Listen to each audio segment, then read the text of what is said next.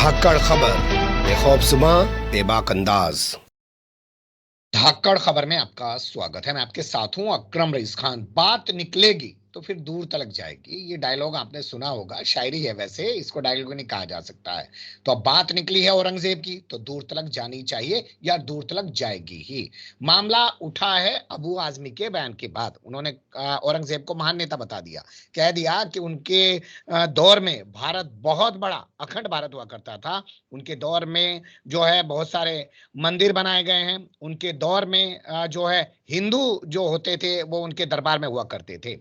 जिसके बाद शिवसेना के एक सांसद ने आनंद फानंद के ऊपर मुकदमा ठोक दिया। हालांकि भाजपा वाले इसमें चूक गए हैं। क्यों चूक गए हैं? शायद वो जानते थे कि बात जाएगी तो बहुत दूर तक जाएगी और फिर जवाब देना शायद उन्हीं को भारी ना पड़ जाए। लेकिन सवाल जो सबसे अहम अब उठ रहा है वो ये कि जो अबू आजमी ने दावे किए हैं उन दावों में कितनी सच्चाई है, तो उसे जानने की कोशिश करेंगे। हमारे साथ स्काइप के जरिए जुड़ने जा रहे हैं देश ने दुनिया की जानी मानी शख्सियत हैं डॉक्टर राम पुनियानी जी। लेकिन उनसे मैं बातचीत शुरू करूं उससे पहले मैं आपके सामने अबू आजमी का बयान रख रहा हूं, वो सुन लीजिए।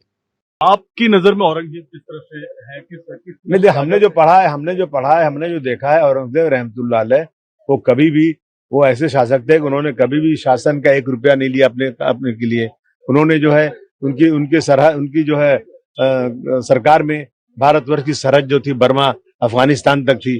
देश सोने की चिड़िया उनके जमाने में था, लोगों के घरों में सोना था, इसीलिए अंग्रेज यहाँ पे देश आया। मैं समझता हूँ कि वो शासन अच्छा कर रहे थे। बाकी उनकी फौज में हिंदू जो कमांडर थे, ये कोई हिंदू मुस्लिम की लड़ाई नहीं थी। जी, एक सवाल आखिरी कि राजा जो भाजपा के विधायक है वो कह रहे हैं कि औरंगजेब की कब्र को जो है वो खोद डाला है। नहीं, ये बदतमीजी है। सत्ता के अहंकार में कुछ भी कह सकते हैं लोग, और ये लोग जो है इस देश के अंदर मुसलमानों को तबाह बर्बाद कर देना चाहते हैं। सुन लिया आपने अबू आजमी को, और ये बयान इस वक्त पूरी दुनिया में चर्चा का विषय बना हुआ है, भारत में ही नहीं। तो हम एक एक करके चीजों को समझने की कोशिश करेंगे। बहुत शुक्रिया सर वक्त देने के लिए। धन्यवाद अकरम भाई। आप तो इस मामले में एक्सपर्टीज अपनी रखते हैं और खुले मंचों से भी बोलते रहे, और आपके बहुत सारे पहले से वीडियोस मौजूद हैं। लेकिन आज वक्त का तकाजा है तो मुझे लगा कि आपसे थोड़ा सा वक्त ले लिया जाए इन तमाम पहलुओं पर बात करने के लिए। इस मामले में कितनी सच्चाई है कि औरंगजेब के दौर में भारत वाकई में अखंड भारत था? देखिए अकरम भाई, इसमें जो अबू आजमी साहब ने जो दिया है बयान, उसमें महानता पर मैं नहीं जाऊंगा। राजा कैसे महान होता है कैसे नहीं होता उस पर मैं नहीं जाऊंगा। पर 2-3 बातें मैं आपको बताना चाहूंगा कि औरंगजेब के समय जो दिल्ली का प्रशासन था वो सबसे बड़े एरिया में था। ऐसा भी मैं कह सकता हूँ कि सम्राट अशोक और औरंगजेब ये 2 राजा हुए हैं जहाँ इनकी सत्ता दक्षिण एशिया में बहुत ज्यादा पैमाने पर फैली। और हम जानते हैं औरंगजेब तो दक्कन को विजय प्राप्त कर दक्कन में अपना राज्य जमाने के लिए 27 साल तक औरंगाबाद से उसने अपना काम किया, जिसको आज छत्रपति शिवाजी नगर कहते हैं। और वहां रहकर ही उसने ये सब जंगों को और अपने राज्य के विस्तार का काम किया, इसमें कोई शक नहीं। पहली बात। दूसरी बात, जो उनका बयान है कि उनके दरबार में बहुत सारे हिंदू थे। सर मैं एक एक चीज पे आना चाहता हूँ। इस बात के क्या प्रमाण हैं? कहाँ कहाँ किस किस इतिहासकार ने लिखा है? कहाँ से कहाँ तक उनके दौर में अखंड भारत का पूरा साम्राज्य फैला हुआ था? देखिए, अखंड भारत तो एक अलग कल्पना है जिसमें म्यांमार भी आ जाता है, बांग्लादेश भी आ जाता है, और उधर से पाकिस्तान, अफगानिस्तान सब कुछ उसमें आ जाता है। तो औरंगजेब का जो पूरे सामान्य वर्णन जो मिलते हैं आरसी मुजूमदार में, आरसी मुजूमदार एक बहुत इतिहासकार हैं जिनको बहुत पसंद किया जाता है।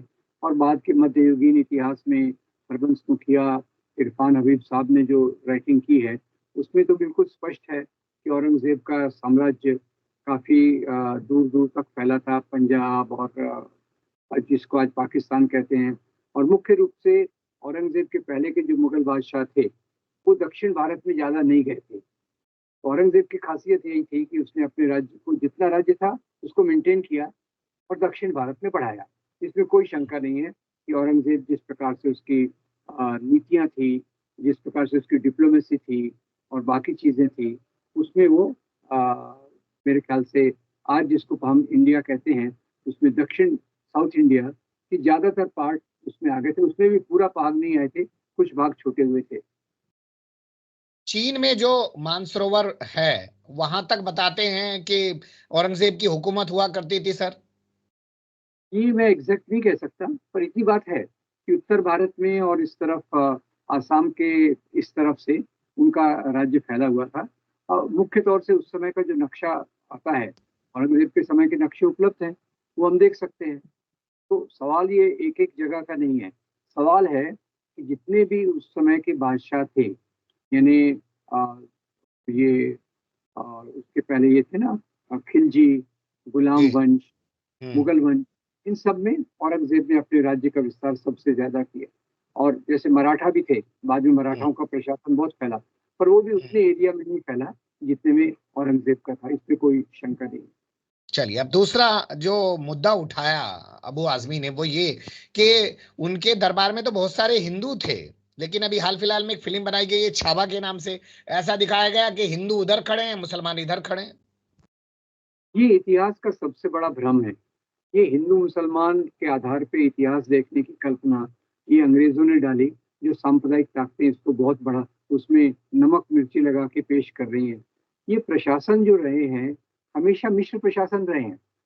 मुगलों पे तो मैं बाद में आता हूँ, पहले हमारे छत्रपति शिवाजी महाराज को देखिए।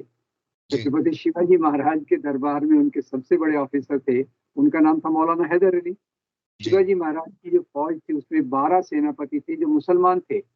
और वो मुसलमान जो सिद्दी संभल, इब्राहिम गारदी, दौलत खान, बहुत सारे थे। उनका बॉडीगार्ड भी था और उस समय जमान था। तो ये शिवाजी महाराज। तो मैं कहना चाहता हूँ कि राजाओं का प्रशासन धर्म के आधार पर नहीं चलता था। और मुगल शासकों में भी अगर आप देखिए तो अकबर के दरबार में नवरत्न थे, उसमें राजा टोडरमल और बीरबल थे। उनके सेनापति का नाम राजा मान सिंह था। और जहाँ जी। तक औरंगजेब का सवाल है, इस पे प्रोफेसर अतर अली की एक बहुत महत्वपूर्ण किताब है, जिन्होंने सभी मुगल राजाओं के एडमिनिस्ट्रेशन में जो लोग थे उनके नाम दिए हैं। और जी। उसमें मजे की बात यह है, जिस औरंगजेब को सबसे ज्यादा बदनाम किया जाता है, उसी के दरबार में हिंदू ऑफिसर्स की संख्या सबसे ज्यादा थी, अच्छा। 34%। थर्टी जी। फोर परसेंट इतिहास की जी। दुविधा है। और उसमें भी आप देखिए, मैं दो तीन आपको नाम दे देता हूँ। जो शिवाजी महाराज से मुठभेड़ करने आए थे, राजा जय सिंह, ऐसे एक दूसरे राजा जसवंत सिंह थे। और औरंगजेब का जो खजांची, उनका जो वित्त विभाग देखता था, वो रघुनाथ बहादुर राय ये थे, जो तोडरमल के पोते थे। तो उनकी भी जी। एक परंपरा फैमिली लिएज की थी, जो औरंगजेब के साथ साथ थे। औरंगजेब की सेना में भी हिंदू थे, मुसलमान भी थे। तो ये मिक्सचर इतिहास में रहा है। ये मेरा सबसे बड़ा दर्द है कि इतिहास को इस प्रकार से देखा जाता है जैसे हिंदू राजाओं के समय केवल जी। हिंदू अधिकारी थे, मुसलमान जी। राजाओं के केवल मुसलमान अधिकारी थे। ये मिक्सचर था, वफादारी के अनुसार, खुद की लॉयल्टी के अनुसार। जैसे जी। एक और मजेदार बात बता दूं आपको, अभी राणा जी। प्रताप का, उनकी तो बहुत बहादुरी के चर्चे होते हैं, पर राणा प्रताप की सेना के जो मुख्य सेनापति थे, एक थे राम सिंह और एक का नाम था हकीम खान सूर। तो इसमें हिंदू मुसलमान का मामला ही नहीं है। जी। अंग्रेजों ने इंट्रोड्यूस किया और बाकी लोगों ने, सांप्रदायिक लोगों ने अपने अपने नजरिए से लेकर उसको डाल दिया। मतलब आप ये कहना चाह रहे हैं कि जितने तमाम मुगल बादशाह हुए, उनके यहाँ पे जितने भी मनसबदार थे हिंदू, वो सबसे ज्यादा औरंगजेब के दरबार में थे या औरंगजेब के दौर में थे? बिल्कुल सही, बिल्कुल सही। अब ये बात लोग अध्ययन करते नहीं है ना, वो लोगों ने उसके औरंगजेब की एक बात को लेके उसमें मिर्च, मसाला, नमक सब कुछ डाल के उसको एक बड़ा हवा बना दिया है। और देखिए, जी। तो ये जो हिंदू मुसलमान, ये होता कैसे था? ये लोगों की वफादारी के आधार पे होता था। अब मुझे जी। बताइए, पठान सिपाही राणा प्रताप की सेना में क्यों है? क्योंकि हम्म। उनको दूसरों से कुछ नफरत है और उनको राणा प्रताप की नीतियां अच्छी लगी, तो वो हकीम खान सूर के अंडर में उनके आ गए। शिवाजी हम्म। महाराज के साथ कितने मुसलमान अधिकारी थे जो उनके जी। प्रति बहुत वफादार थे, उनके लिए अपनी हम्म। जान देने को तैयार थे। तो ये हम्म। इतिहास का मामला लोग एक, उसका एक, जैसे बड़ा कैनवास है अकरम भाई, बड़ा कैनवास है, उसमें से आपने एक कॉर्नर को लिया और उसी कॉर्नर को बढ़ाते गए, तो उसका कॉन्टेक्स्ट भी चला जाता है, किस संदर्भ में कहा गया वो चला जाता है। और उसका पूरा अर्थ आप देख नहीं सकते कि मेरा कलाकार जो कैनवस बना रहा है उसका मतलब क्या है। ठीक है। मेरा एक सवाल है सर, क्या जो इतिहासकार हैं उनको इस छावा फिल्म के खिलाफ एफआईआर नहीं दर्ज कर देनी चाहिए? क्योंकि ना तो इसमें मराठी भाषा दिखाई, और जो संभाजी हैं उनको नाचते हुए तक दिखाया गया है। इतिहास आप बता रहे हैं कि उनके उधर भी मुस्लिम थे और इनके इधर हिंदू थे, वो सब चीजें नहीं दिखाई गई हैं। क्या ये सब चीजें नहीं हो सकती हैं, एफआईआर हो जाए उनके खिलाफ? देखिए, अब उसमें ऐसा है कि हमारे जो महान इतिहासकारों ने ये सब किया है, वो अब ये कहाँ जाएंगे एफआईआर करने। और सामाजिक कार्यकर्ता, उनकी भी बहुत सीमितताएं हैं। और आज हम्म। इस प्रकार के सांप्रदायिक वर्णन का दबदबा इतना ज्यादा है कि लोग हम्म। उसके खिलाफ बोलने से डरते हैं। अब जैसे बिल्कुल। अबू साहब ने एक बात कही तो उसका एक का लेकर किसी ने एफआईआर कर दी। ऐसा बिल्कुल। मामला इतना तो है नहीं भाई, ठीक है, जाने दो। ऐसे हम्म। होना चाहिए, आपके हिसाब से तो होना चाहिए हम्म। कि संभाजी महाराज का जो चित्रण किया गया है वो एग्जैक्टली वैसा नहीं है जैसा इतिहास में हुआ। हम्म। क्या जो एफआईआर अबू आजमी पे हुई है उससे जो आप और आप जैसे जितने तमाम लोग हैं जो सच्चाई के साथ इतिहास को दुनिया के सामने रखना चाहते हैं, उनको डराने की भी कोशिश की गई है? देखिए, मुख्य रूप से उनका दबदबा बहुत है। जो सांप्रदायिक नैरेटिव है, जो सांप्रदायिक कम्युनल नैरेटिव बन रहा है, उनका दबदबा बहुत ज्यादा है। मीडिया के थ्रू और थोड़े थोड़े उनके समर्थक जो हैं, वो आजकल तो मैं यूट्यूब में इतने देखता हूँ, समर्थक ज्यादा हैं और सच्चाई को बताने वाले कम है। अब दूसरी बात बिल्कुल। ये भी हुई, संभाजी महाराज के बारे में एक और बात हुई। आज एक तरफ से संभाजी महाराज को बीजेपी का आइकन बताया जा रहा है, और दूसरी तरफ से आरएसएस के जो गुरु थे हिंदुत्व राजनीति के, सावरकर, वो अपनी किताब हिंदू पद पातशाही में छत्रपति शिवाजी महाराज की बहुत आलोचना करते हैं। हम्म। और आरएसएस के मुखिया गोलवलकर, वो भी इनके उस चरित्र पर उंगलियां उठाते हैं। तो हम्म। सवाल ये है कि ये बहुत मिला जुला सवाल है। तो आज जो इनका हम्म। एक गुणगान कर रहे हैं, वो सावरकर को भूल जाते हैं, गोलवलकर को भूल जाते हैं, उनको भी गालियां देते हैं कि इन्होंने ऐसा क्यों लिखा, ये ब्राह्मणवादी इतिहासकार हैं। जी। अब सवाल तो है, इतिहास में बहुत मिली जुली चीजें होती हैं और उसको बिल्कुल। देखना जरूरी होता है। एक सवाल मेरा ये है सर, क्योंकि मैं पढ़ रहा था तो चीजें सामने आई कि औरंगजेब ने अपने कई बेटों की शादियां राजपुतानी महिलाओं से की है, यानी कि राजपुतानाओं से की है। वो तो बहुत कॉमन था। देखिए, ये जो राजपूत सरदारों की बेटियों से शादी करना, ये तो बहुत कॉमन है। एक वाक्य कहीं मैंने पढ़ा था, ज्यादातर मुगल बादशाह ये हिंदू औरतों के पेट से जन्मे हुए हैं। हम्म। उसमें कितनी सच्चाई है ये मैं दावे से नहीं कहता, पर हम्म। मुगल और राजपूत के बीच में जो इस प्रकार के व्यवहार थे, हम्म। दोस्ती के संबंध थे, दोस्ती के व्यवहार थे, वो नहीं, बहुत। मैं खास तौर पर औरंगजेब के संदर्भ में सवाल कर रहा हूं सर। बिल्कुल सही है, बिल्कुल सही है, बिल्कुल सही है। क्योंकि देखिए, राज करना एक बात होती है, क्योंकि ये शादियों में भी राजनीति थी। जब हम्म। आप अपने बेटे की शादी कर रहे हैं वहां, तो उसके साथ आप उस राजा को अपने साथ मिला रहे हैं। हम्म। तो शादियों का कैलकुलेशन वहां से चलता था। उस समय कोई हम्म। ये तो था नहीं, शादी.com तो था नहीं, तो शादी.com नहीं था। पर ये राजा राजा.com जरूर था, जो अपने हम्म। कैलकुलेशन के हिसाब से शादियां तय करते थे। चलिए, अब आजमी के तीसरे मुद्दे की तरफ चलते हैं। उन्होंने कहा कि बहुत सारे मंदिरों को दान दिया, बहुत सारे मंदिर बनवाए। इसमें क्या सच्चाई है? मैं चाहता हूं आप थोड़ा हवाला देके बताएं कहाँ पे कौन सा मंदिर है और क्या उसको लेके दस्तावेज मिलते हैं। देखिए, एक तो डॉक्टर पट्टाभी सीतारामैया, जो हम्म। कांग्रेस के प्रेसिडेंट रह चुके हैं, और उनकी एक किताब है फेदर्स एंड स्टोन। उसमें वो एक बात बताते हैं कि काशी विश्वनाथ का मंदिर तोड़ा क्यों गया।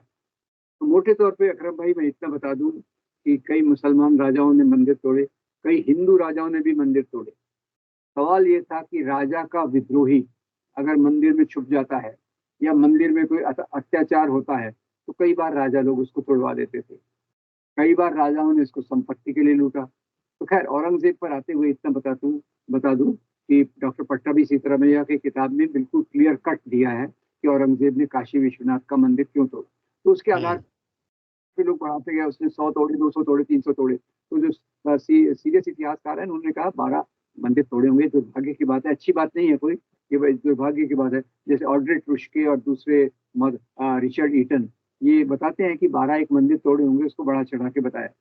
पर दूसरी बात ये है कि डॉक्टर विशंबर नाथ पांडे, जो आज़ादी के आंदोलन के एक बड़े नेता थे, इतिहासकार थे, बाद में उड़ीसा के गवर्नर रहे थे, उन्होंने एक किताब लिखी, farmans of king Aurangzeb. Hmm. Farmans of king Aurangzeb में औरंगजेब द्वारा दिए गए जो कोर्ट ऑर्डर थे उसको उन्होंने कंपाइल किया। उत्तर भारत के पता चला उत्तर भारत के करीब 100 मंदिरों को उन्होंने दान दिया। मैं मेरी ज्यादा याददाश्त ज्यादा अच्छी नहीं है, पर इतना आपको 3 मंदिरों का मैं बता दूं। एक गुवाहाटी के पास कामाख्या देवी का मंदिर, वहां तो प्लाक लगा भी हुआ है कि औरंगजेब ने यहाँ दान दिया। दूसरा उज्जैन में महाकाल का मंदिर, औरंगजेब ने उसको भी दान दिया। तीसरा वृंदावन में भगवान कृष्ण का मंदिर, उसने उसको सोने के आभूषण भेंट किए। तो ऐसे बहुत सारे, डॉक्टर विशंबरनाथ पांडे की किताब मेरे ख्याल से राजकमल प्रकाशन द्वारा आई थी औरंगजेब के फरमान के नाम से, और उसमें ये सब चीजें बहुत बेहतरीन तरीके से कि मैं राजा औरंगजेब आलमगीर इस मंदिर को इतना दान देता हूँ, ऐसे फरमान देख के तो पहले विशंबरनाथ पांडे भी चौंक गए, और जो सच्चाई है उन्होंने उसको कंपाइल किया तो एक अलग ही चित्र सामने आया।